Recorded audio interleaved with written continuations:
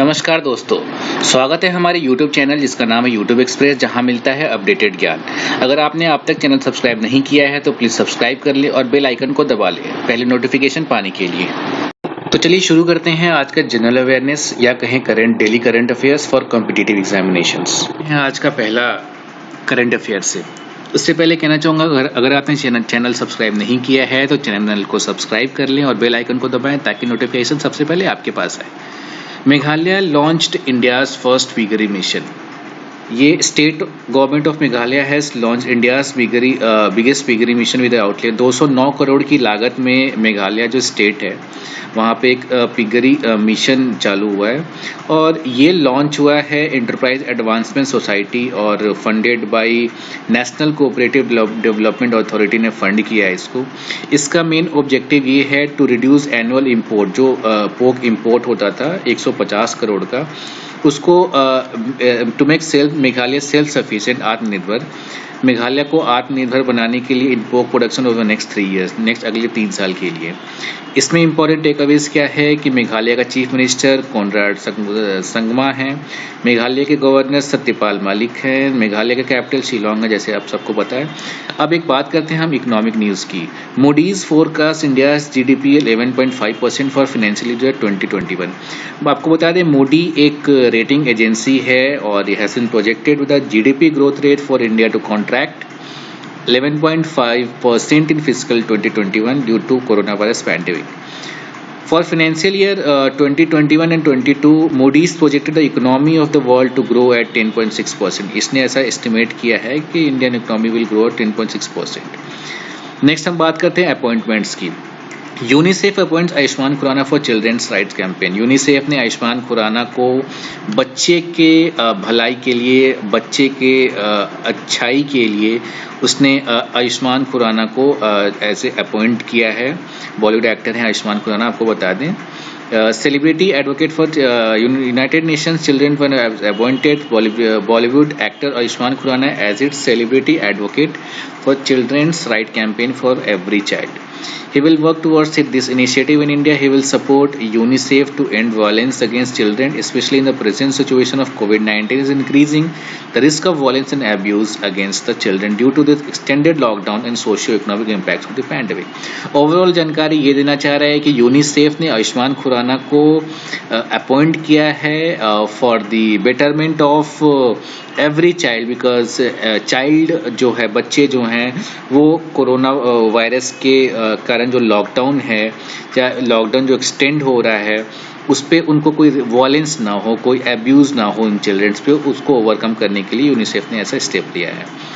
Important takeaways for the competitive exam आप ये कह सकते हैं। यूनिसेफ का headquarter New York United states of America में है। यूनिसेफ एग्जीक्यूटिव डायरेक्टर जो हैं वो हेनरिटा H4 हैं। और बात करते हैं हम डिफेंस न्यूज़ की, तो 4th Aero India 21 to be held in Bangalore in February 21 जो फरवरी 21 में है, जो एरो इंडिया 21 जो होगा वो बेंगलुरु में होगा। The 13th edition of Aero India 21 is scheduled to be held at Air Force Station. ये Air Force Station जो होगा ये होगा आपका बेंगलोर में, कर्नाटका, फ्रॉम 3 to 7 फरवरी। रक्षा मंत्री Shri Rajnath Singh has launch the website for aero India 21। रक्षा मंत्री ने एक वेबसाइट भी लॉन्च किया है। Aero India is Asia's largest air show and aviation exhibition held biannually in Bangalore since 1996. The website can be accessed at Aero India. The website जो है वो aeroindia.gov.in पे आप एक्सेस भी कर सकते हैं।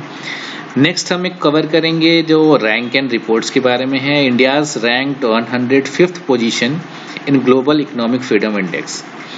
तो डिटेल्स में जानकारी ले लेते हैं। India has been ranked 105th position global economic freedom index 2020 annual report by Canada's Fraser's Institute which has been release in India in conjunction with Centre for civil Society New Delhi based think tank. ये हमारा 24th edition है economic freedom of the world. The ranking were based on 2018 data, 2018 के data पे ये based है। And many new restrictions on the international trade, tightening to the credit market or due to non-performing assets and COVID-19's impact on debt and deficits did not reflect in India's score. The report has been divided into four qualities based on the ranking. ये इतनी चीज़ें जानकारी में आपके लिए important जो है मैं बता देता हूँ। Important takeaways for the competitive exam ये है कि फ्रेजर्स इंस्टीट्यूट चेयरमैन जो है उनका पीटर ब्राउन है।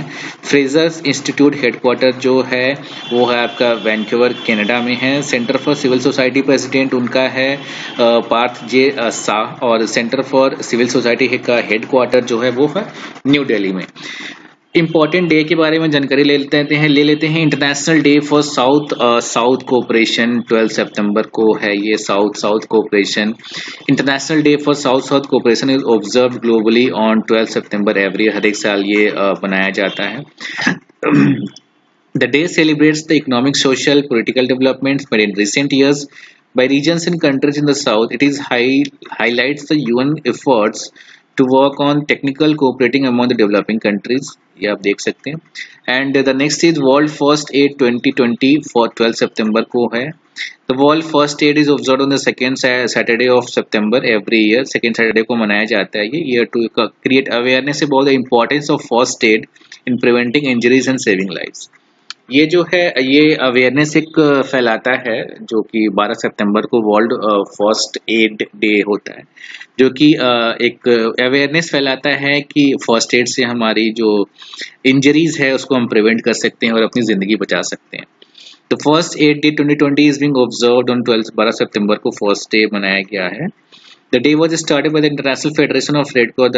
ये जो दिन है वो international federation of red cross and red crescent societies द्वारा बनाया गया था 2000 में, लोगों को एजुकेट करने के लिए the benefits of first aid की क्या बेनिफिट्स है and need to first aid and right direction to right way to do first aid, और कैसे हम अच्छे से फर्स्ट एड करते हैं।